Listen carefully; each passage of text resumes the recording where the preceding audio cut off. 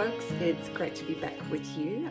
You'll be joining this Collective Courage follow-up little snippet because you've either done our Unlocking Potential, perhaps our Leader as Coach, or even our Leading High-Performing Teams.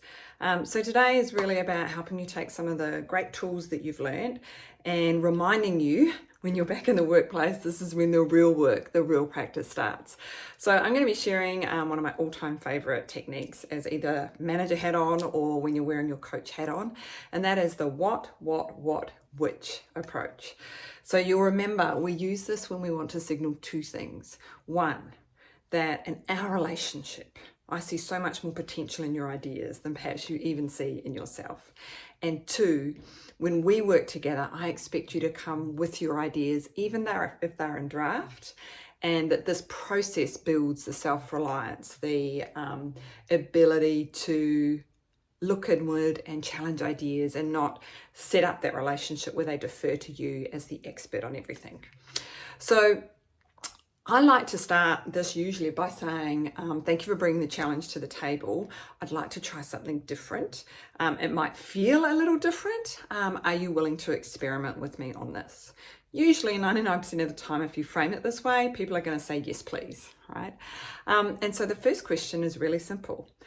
What's one option that you have to address this problem? Right? Pause, allow for the silence. Second question, again, starts with what? What's another option that you could try in relation to this challenge? Right? Third question, what other possibilities are there that could help resolve this problem? Now, remember, by the time you get to number 3, people will be starting to tap out. They'll be starting to get to that point of exasperation. Well, I just don't know. There's nothing else, right? Usually, number 3, what? Is where the magic is. So allow for the awkward silence. Don't jump in with your ideas at this point, even though it's tempting. All right. If people get stuck, one of the techniques that works really well is to take them outside themselves on the third what. So if you ask what are the other possibilities, you get a blank. You can go with who's someone that you see confidently addressing this issue, or who's someone you really respect. And if they were here right now, what might they say are some other solutions that could be experimented with? By taking people outside of their own headspace, often it frees up other possibilities that they've kind of subconsciously had but haven't been willing to verbalize. So you've got what? Your last one is taking all of that through the funnel and asking which. So I usually replay, look, what I heard was 3 options that you've been thinking about.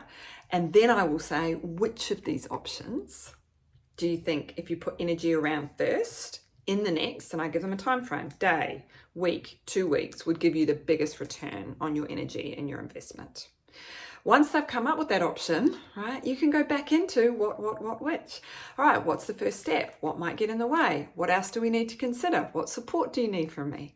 The power of what is fundamental in terms of building trust in the other person's ability to problem solve, but it also signals very clearly that in our relationship, I see you as the expert on these dilemmas. I'm there to guide, I'm there to support, but I ain't jumping in to give you the answers.